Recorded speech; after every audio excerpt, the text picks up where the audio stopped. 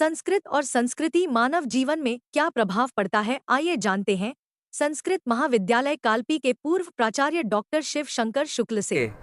और जो समाज में संस्कार हैं वो पर्याप्त नहीं मिल पा रहे हैं, जिसकी वजह से कुछ समस्याएं आ रही हैं और समाज विकृत होता जा रहा है। इस पर क्या कहना चाहेंगे? देखिए, संस्कृत शब्द सम्यक रूपेण परिष्कृतम संस्कृतम, सभी प्रकार के दोषों को विनाश करके जो अच्छी और वास्तविक धर्म, सनातन धर्म, प्रकृति को जो प्रदान करे उसका नाम संस्कृत है। जब तक संस्कृत का हमें ज्ञान नहीं होगा या संस्कृत के मूल उद्देश्य को, किस लिए उस भारतीय समाज के लिए वो कहाँ आवश्यक है, अगर ये हम नहीं जानेंगे तब तक संस्कार हो ही नहीं सकते। संस्कृत संस्कारों की जननी है, बिना संस्कृत के संस्कार नहीं। संस्कार का अर्थ है सम्यक रूपेण जीवन चरित्रों में परिष्कार, उसका नाम हमारे अंदर जो दुर्गुण हैं उन संपूर्ण दुर्गुणों को विनाश करके जो सत्पथ पर चला दे उसका नाम है संस्कार। और वो संस्कृत से ही प्राप्त, संस्कृत भाषा से ही प्राप्त हो सकता है। संस्कृत भाषा में ऋषियों ने, मुनियों ने, हमारे मार्ग प्रदर्शकों ने इन संपूर्ण व्यवस्थाओं को बनाया है, कैसे हमारे जीवन को चलना चाहिए। अगर जीवन को हम सुचारू रूप से शुद्ध, परिष्कृत और समाजोपयोगी बनाना चाहते हैं तो हमें संस्कारों को सुधारना होगा। संस्कार के लिए संस्कृत परम आवश्यक है, बिना संस्कृत के संस्कारों में सुधार संभव नहीं है।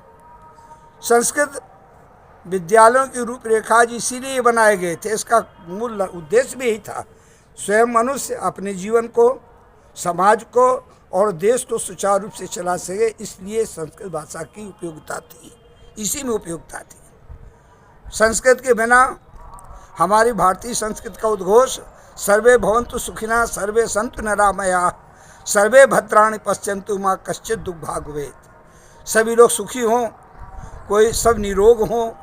निरोग का अर्थ केवल ये नहीं कि हमें ज्वर आ जाए, व्याधि आ जाए, कोई इसी को हम रोग कहते हैं। रोग का अर्थ मानसिक रोग भी होते हैं, शारीरिक, मानसिक सभी रोग होते हैं। जब मानसिक रोग होगा तो हमारा मन पवित्र नहीं होगा, मन पवित्र नहीं होगा तो हम समाज का सुधार कैसे कर सकते हैं। इसके लिए बहुत आवश्यक है पहले हम संस्कारित हों। जब हम ही न जानेंगे तो हम दूसरों को बताएंगे क्या। इसलिए ज़रूरी है कि हम लोग संस्कृत को जानें। संस्कृत के प्राप्त पढ़ने के बाद, उसके ज्ञान के बाद मनुष्य के संस्कार के आत्मिक शुद्धि, मानसिक शुद्धि, वैचारिक शुद्धि, ये सब अपने आप हो जाती है। जब ये शुद्धियाँ होंगी तो कहीं विकृति का कोई प्रश्न ही नहीं पैदा होता है, बेकार अपने आप समाप्त हो जाएंगे। ये संस्कृत है। संस्कृत विद्यालयों में जो छात्र रहते हैं उनकी भी यही उपयोगिता है कि आ करके अपने आचरण को सुधारें। अपने आचरण को सुधारेंगे, अपने परिवार के आचरण को सुधारेंगे, स्वयं उन्नत करेंगे, समाज उन्नति करेगा और देश उन्नति करेगा। जब हमारी स्वयं उन्नति होगी तो दूसरे लोग उस उन्नति को देख करके उसके प्रति आकृष्ट होंगे। हम भी अपने को ऐसा बना लें, हम अपने बच्चों को ऐसा बना लें, हम अपने परिवार को, समाज को ऐसा बनावें, ये उनकी हृदय में भावना रहेगी। इसलिए संस्कृत भाषा की समाज में, अगर समाज के विकारों को, विकृतियों को समाप्त करना है तो हमें संस्कृत का अध्ययन परम आवश्यक है। संस्कृत में संपूर्ण हमें कैसे, संपूर्ण आचरण क्या होना चाहिए, कैसे हमारा जीवन सुधरे, हमें क्या कब करना चाहिए, ये सारी चीज़ों से बताई गई। अगर इनको हम जानना चाहते हैं और समाज का, देश का सुधार करना चाहते हैं तो हमें संस्कृत परम आवश्यक है पढ़ने का। अच्छा, ये पुराण जो है हमारे साहित्य कई संस्कृत भाषा में लिखे गए हैं, इसका क्या कारण है कि इनको संस्कृत में ही क्यों जो है लिखा गया है? पहले तो संस्कृत मातृभाषा थी। जिस समय ये लिखे गए उस समय सभी लोग संस्कृत में ही बातचीत करते, जिसका नाम है देवभाषा। पहले तो समझिए, संस्कृत भाषा का दूसरा नाम, शुद्ध नाम है देवभाषा। तो देवताओं की गीर्वाण वाणी है, देवताओं की भाषा है। हम ये चाहते हैं कि उस भाषा को पढ़ करके सब देवता बन जाएं।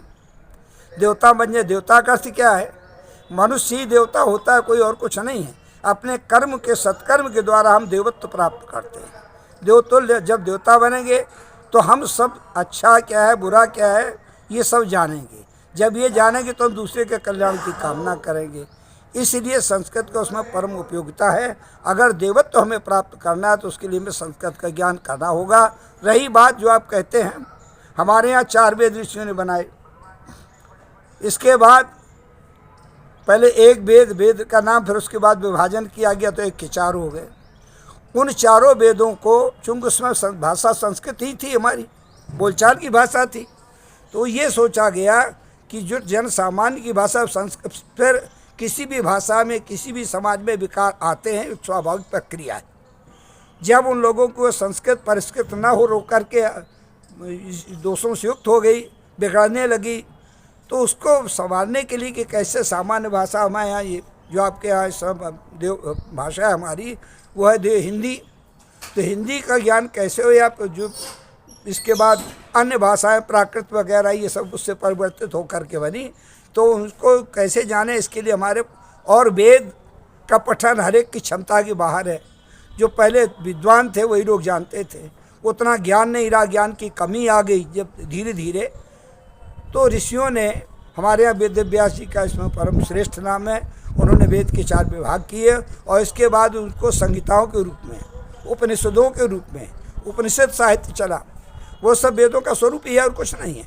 पुराण भी जो बने हुए ये सब वेदों का स्वरूप ही है, वेदों का व्याख्यान ही पुराण है। अच्छा, ऐसा कहा जाता है कि ये ग्रंथ जो बनाए गए हैं वो एक तरह से मनुष्य जीवन जीने का एक दर्पण है, मनुष्य का दर्पण माना जाता है। इस पे आप क्या कहना चाहेंगे? ऐसा है, जितने भी हमारे पुराण शास्त्र, वर्तमान में रामचरितमानस को भी अगर हम उसको ले लें, उसी में तो कोई अनुचित न होगा। जीवन की जितनी श्रृंखलाएँ, जितनी पद्धतियाँ, जितने क्रम हैं, बाल अवस्था से लेकर के अंतिम अवस्था तक कैसे हमें जीना चाहिए, समाज के हमारे भाई के साथ, माता पिता के साथ, पत्नी के साथ, परिवार के साथ, समाज के साथ हमें कैसा व्यवहार करना चाहिए, सब पुराणों में मिलता है। इन रामचरितमानस में भी है, कोई ऐसा संबंध नहीं जो रामचरितमानस के अंदर ना हो। जीवन के सारे संबंध उसमें स्थित हैं और कैसे होने चाहिए उससे सीखें, ये सब शिक्षाप्रद हैं। क्या ये पुराणों का जो अध्ययन है, क्या वर्ण व्यवस्था के आधार पर दिया जाना चाहिए या हर मनुष्य को इसका ज्ञान नहीं लेना चाहिए? इसीलिए पुराणों का प्रचलन हुआ, इसीलिए पुराणों का निर्माण हुआ। जो अन्य हमारे वेद थे, वेद का पढ़ने का हर एक को अधिकार नहीं है, तो उस कैसे सब लोग पढ़ सकें, इसके लिए इसमें पुराण का अर्थ ये उसका व्याख्यान है। तो सब कोई, हर व्यक्ति इसको पढ़ने का अधिकृत है, अधिकारी है। अरे आप उसी में देखिए, हर जगह में तो बोले सूत वाच, सूत जी को पढ़ाया व्यास जी ने। सूत जी कौन शूद्र थे? जब वहीं से शूद्र को पढ़ा रहे तो दूसरे न पढ़ने का कोई प्रश्न ही नहीं पैदा होता है, सीधे वहीं उसका समाधान हो गया। या गुरुजी, एक चीज़ अंत में और पूछना चाहूँगा कि ये पुराणों का, ये संस्कृत भाषा का यदि विलोप हो जाता है, क्योंकि संस्कृति ऐसी, जो समाज आगे बढ़ रहा है वो संस्कृत का महत्व नहीं समझ रहा है, आगे चल के इसके क्या दुष्परिणाम हो सकते हैं? उसके दुष्परिणाम ये होंगे कि हम आपस में केवल, एक नंबर तो पहले स्वार्थी हो जाएंगे। जब स्वार्थी हो जाएंगे तो स्थिति ये होगी कि आज के वर्तमान में आप देखें समाज में माता पिता की क्या दुर्दशा है, कोई उनकी तरफ ध्यान नहीं दे रहा है। बुजुर्गों के प्रति, वृद्धों के प्रति कोई ध्यान नहीं दिया, केवल हमारा स्वार्थ कैसे सिद्ध होगा इसके प्रति हम आगे बढ़ रहे हैं।